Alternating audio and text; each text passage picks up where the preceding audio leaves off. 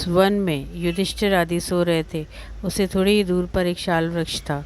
उस पर हिडिंबासुर बैठा हुआ था। वह बड़ा क्रूर, पराक्रमी एवं मांसभक्षी था। उसके शरीर का रंग एकदम काला, आंखें पीली और आकृति बड़ी भयानक थी। दाढ़ी, मूछ और सिर के बाल लाल लाल थे तथा बड़ी बड़ी दाढ़ों के कारण उसका मुख अत्यंत भीषण था। उस समय उसे भूख लगी थी। मनुष्य की गंध पाकर उसने पांडवों की ओर देखा और अपनी बहन हिडिंबा से कहा, बहन, आज बहुत दिनों के बाद मुझे अपना प्रिय मनुष्य मांस मिलने का सुयोग दिखता है। जी पर बार बार पानी आ रहा था। मैं अपनी दाढ़ें इनके शरीर में डुबा दूंगा और ताज़ा ताज़ा गर्म खून पीऊँगा। तुम इन मनुष्यों को मारकर मेरे पास ले आओ, तब हम दोनों इसे खाएंगे और ताली बजाकर नाचेंगे। अपने भाई की आज्ञा मानकर वो राक्षसी बहुत जल्दी जल्दी पांडवों के पास पहुंची।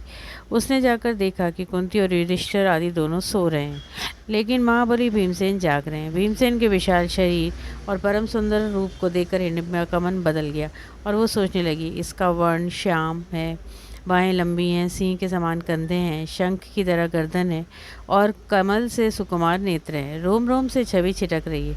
अवश्य ये मेरे पति होने योग्य है। मैं अपने भाई की क्रूरतापूर्ण बातें नहीं मानूंगी, क्योंकि भ्रात प्रेम से बढ़कर पति प्रेम है। यदि इन्हें मारकर खाया जाए तो थोड़ी देर तक हम दोनों तृप्त रह सकते हैं, परंतु इनको जीवित रखकर तो मैं बहुत वर्षों तक सुख भोग सकती हूँ। यह सोचकर हिडिंबा ने मानुष्य से का रूप धारण किया और धीरे धीरे भीमसेन के पास गई।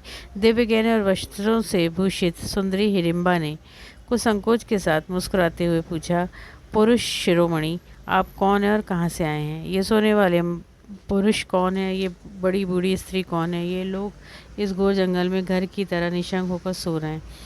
इन्हें पता नहीं है कि यहाँ आसपास बड़े बड़े राक्षस रहते हैं और हिडिंबा राक्षस तो पास ही है। मैं उसी की बहन हूँ। आप लोगों का मांस खाने की इच्छा से उसने मुझे यहाँ भेजा। मैं आपके देवोपम सौंदर्य को देखकर मोहित हो गई हूँ और मैं आपसे शपथपूर्वक सत्य कहती हूँ कि आपके अतिरिक्त और किसी को भी अपना पति नहीं बना सकती। आप धर्मज्ञ हैं, जो उचित समझे करें। मैं आपसे प्रेम करती हूँ, आप भी मुझसे प्रेम कीजिए। मैं इस नरभक्षी राक्षस से आपकी रक्षा करूँगी और हम दोनों सुख से पर्वतों की गुफा में निवास करेंगे। मैं स्वेच्छा अनुसार आकाश में विचर करती हूँ। आप मेरे साथ अतुल्य आनंद का उपभोग कीजिए। भीमसेन ने कहा, अरे राक्षसी, मेरी माँ, बड़े भाई और छोटे भाई सुख से सो रहे हैं। मैं तो इन्हें छोड़कर राक्षस का भोजन बना दूँ और तेरे साथ काम घृणा करने के लिए चला चलूँ? ये भला कैसे हो सकता है? हिडिंबा ने कहा, आप जैसे प्रसन्न होंगे मैं वही करूँगी। आप इन लोगों को जगा दीजिए, मैं राक्षस से बचा लूँगी। भीमसेन ने कहा, वाह वाह, यह खूब रही। मैं अपने सुख से सोए हुए भाइयों और माँ को दुरात्मा राक्षस की वजह से जगा दूँ? जगत का कोई भी मनुष्य, राक्षस या गंधर्व मेरे सामने ठहर नहीं सकता। सुंदरी, तुम जाओ या रहो, इससे मुझे कोई परवाह नहीं है। उधर राक्षस राज हिडिंबा ने सोचा कि मेरी बहन को गए बहुत देर हो गई, इसलिए उस वृक्ष से उतरकर वो पांडवों की ओर चला। उस भयंकर राक्षस को आते देखकर हिडिंबा ने भीमसेन से कहा, देखिए देखिए, वह नरभक्षी राक्षस क्रोधित होकर चला आ रहा है। आप मेरी बात मानिए, मैं स्वेच्छानुसार चल सकती हूँ, मुझ में राक्षस बल भी है। मैं आपको और इन सबको लेकर आकाशमार्ग से उड़ चलूंगी। भीमसेन बोले, सुंदरी तू डर मत, मेरे रहते कोई राक्षस इनका बाल बांका नहीं कर सकता। मैं तेरे सामने इसे मार डालूंगा। देख, मेरी ये बाँह और मेरी ये जांघ, यहाँ कोई भी राक्षस इससे पिस जाएगा। मुझे मनुष्य समझकर तू मेरा तिरस्कार न कर। इस तरह की बातें हो ही रही थी कि उन्हें सुनता हुआ हिडिंबा आ गया और उसने देखा कि मेरी बहन तो मनुष्यों सा सुंदर रूप धारण करके खूब बन कर सज धज कर भीमसेन को पति बनाना चाहती है। वो क्रोध से तिलमिला उठा और उसने बड़ी बड़ी आंखें फाड़ के कहने लगा, अरे हिडिंबा, मैं इनका मांस खाना चाहता हूँ और तुम में विघ्न डाल रही है। धिक्कार है, तूने अपने कुल में कलंक लगा दिया। जिसके सारे तूने हिम्मत की, अब मैं इसी को मार डालता हूँ। ये कहकर हिडिंबा दांत पीसता हुआ अपनी बहन और पांडवों की ओर झपटा। भीमसेन ने उसे आक्रमण करता देख डांटते हुए कहा, ठहर जा मूर्ख, तो इन सोते हुए भाइयों को क्यों जगाना चाहता है? तेरी बहन ने भी ऐसा कोई अपराध नहीं कर दिया। हिम्मत है तो मेरे सामने आ। तेरे लिए मैं अकेला ही काफ़ी हूँ, तो स्त्री पर हाथ ना उठा। भीमसेन ने बलपूर्वक हंसते हुए उसका हाथ पकड़ लिया और वहाँ से बहुत दूर घसीट कर ले गए। इस प्रकार एक दूसरे को कसकते मसकते और तनिक और दूर चले गए और वृक्ष उखाड़ कर गरजते हुए लड़ने लगे। उनकी गर्जना से कुंती और पांडवों की नींद खुल गई।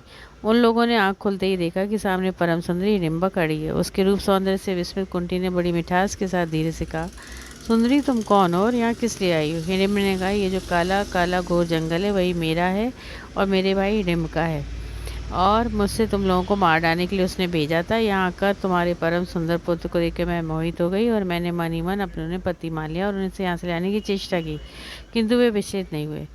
मुझे देर करते देख मेरा भाई स्वयं यहाँ चला आया और उसने तुम्हारे पुत्र घसीटे बहुत दूर ले गए हैं और देखो इस समय दोनों घर से एक दूसरे को रगड़ रहे हैं। हिडिंबा की बात सुनते ही चारों पांडव उठकर खड़े हो गए। देखा कि वे दोनों एक दूसरे को परास्त करने की अभिलाषा से भिड़े हुए।